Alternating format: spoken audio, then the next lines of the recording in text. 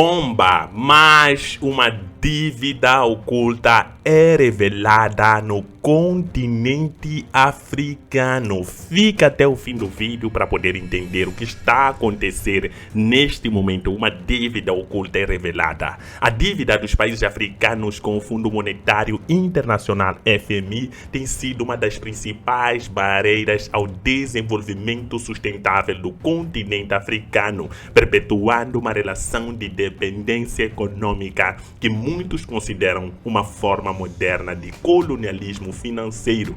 Desde a segunda metade do século XX, especialmente após os processos de independência das nações africanas, o Fundo Monetário Internacional tornou-se um ator central na economia da região, fornecendo empréstimos sob a justificativa de estabilizar economias frágeis, controlar a inflação e promover o crescimento. No entanto, essas ajudas financeiras vêm acompanhadas de exigências rigorosas que ao longo do tempo têm minado a soberania econômica dos países africanos e restringido suas possibilidades de desenvolvimento autônomo. Um dos principais problemas políticos do Fundo Monetário Internacional na África é a imposição de programas de ajuste estrutural, introduzidos nos anos 80 e mantidos de diversas formas até os dias atuais. Esses programas determinam que os governos adotem medidas de austeridade para garantir o pagamento da dívida e manter a confiança dos credores internacionais. Entre as exigências mais comuns estão cortes drásticos nos gastos públicos, privatização de empresas estatais, desregulamentação dos mercados e abertura restrita ao capital estrangeiro. Embora essas medidas sejam apresentadas como soluções para promover o crescimento econômico e atrair investimento, seus impactos práticos costumam ser devastadores para a população. A redução dos investimentos em serviços públicos, por exemplo, tem consequências diretas no bem-estar da população africana. Com menos recursos para a saúde e educação, muitos países viram o agravamento da mortalidade infantil, a disseminação de doenças evitáveis e a precarização das condições de ensino. A privatização de setores estratégicos como energia, telecomunicações e saneamento básico frequentemente resultam na elevação dos preços desses serviços, tornando-os inacessíveis para grande parte da população. Além disso, a abertura indiscriminada dos mercados ao capital estrangeiro favorece empresas multinacionais que exploram os recursos naturais africanos sem necessariamente gerar benefícios para as economias locais. Outro grande problema da relação entre o FMI e os países africanos é a chamada armadilha da dívida. Muitos governos recorrem aos empréstimos do fundo para enfrentar crises econômicas e déficits fiscais. Mas, devido às altas taxas de juros e às condições impostas, acabam sendo obrigadas a contrair novas dívidas para pagar as anteriores. Esse ciclo vicioso leva ao endividamento crônico e à perda de autonomia na definição das políticas econômicas, uma vez que os países passam a depender das diretrizes estabelecidas por instituições financeiras internacionais. Como resultado, governos africanos frequentemente priorizam o pagamento da dívida externa, em detrimento de investimentos em setores essenciais para o desenvolvimento social e econômico. A história da relação do FMI com a África também revela um padrão de favorecimento aos interesses de grandes potências ocidentais. Os países que controlam as decisões do fundo, principalmente os Estados Unidos e as nações europeias, utilizam a instituição para garantir que as economias africanas permaneçam integradas a um sistema global que lhes seja vantajoso. Isso se reflete, por exemplo, na exigência de políticas que favorecem exportações de matérias-primas e dificultam o desenvolvimento industrial local, impedindo que os países africanos agreguem valor aos seus produtos e reduzam sua dependência das economias do norte global. Além das imposições econômicas, há também impactos políticos. O FMI frequentemente interfere na governança dos países africanos, ao condicionar a concessão concessão de empréstimos e determinadas políticas e reformas institucionais. Em alguns casos, governos que tentam seguir caminhos econômicos alternativos ou que questionam a lógica dos ajustes estruturais são pressionados a se alinhar às diretrizes do fundo, sob pena de perderem acesso a crédito internacional e investimentos estrangeiros. Essa influência sobre as decisões políticas nacionais reforça a ideia de que o FMI atua como um instrumento de controle externo sobre os países africanos, limitando sua capacidade de autodeterminação. Nos últimos anos, surgiram críticas mais contundentes contra o papel do FMI na África, com movimentos sociais e econômicos questionando os benefícios reais dos empréstimos e das políticas impostas pela instituição. Algumas nações começaram a buscar alternativas, como parcerias com novos credores, especialmente a China, que tem se tornado um dos principais financiadores de infraestruturas no continente africano.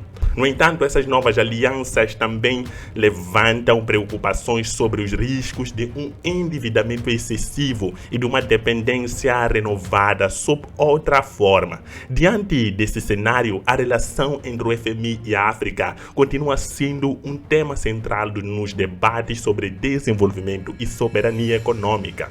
Enquanto os países africanos permanecerem presos a um modelo de endividamento que limita suas opções de crescimento e reforça sua dependência do sistema financeiro global, será difícil romper com as dinâmicas históricas de exploração e subordinação. O desafio para o futuro está na construção de alternativas que permitam aos países africanos fortalecer suas economias sem ficarem reféns das imposições externas, garantindo um desenvolvimento mais equitativo e sustentável para suas populações. Mas Senegal se meteu numa dívida e escondeu ao seu povo.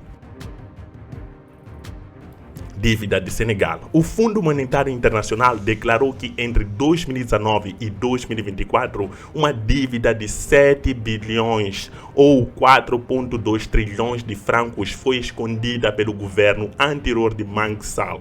Esta declaração do FMI confirma as conclusões do Tribunal de Contas, que, no seu relatório publicado em fevereiro de 2025, apontou para a dívida subvalorizada e deficiência na gestão das finanças do país. Segundo Edi Gemayel, chefe da delegação do Fundo Monetário Internacional, houve uma decisão muito consciente de subestimar o estoque de dívida nos últimos 5 anos. Portanto, concordamos com a conclusão do relatório do Tribunal de Contas, disse ele. Segundo o FMI, o montante de 7 bilhões de dólares foi deliberadamente oculto, correspondendo à diferença entre as duas estimativas da dívida pública. O declarado no governo de Macky Sall em mais de 70% do produto interno bruto é calculado pelo Tribunal de Contas, que está próximo do 100% do produto interno bruto.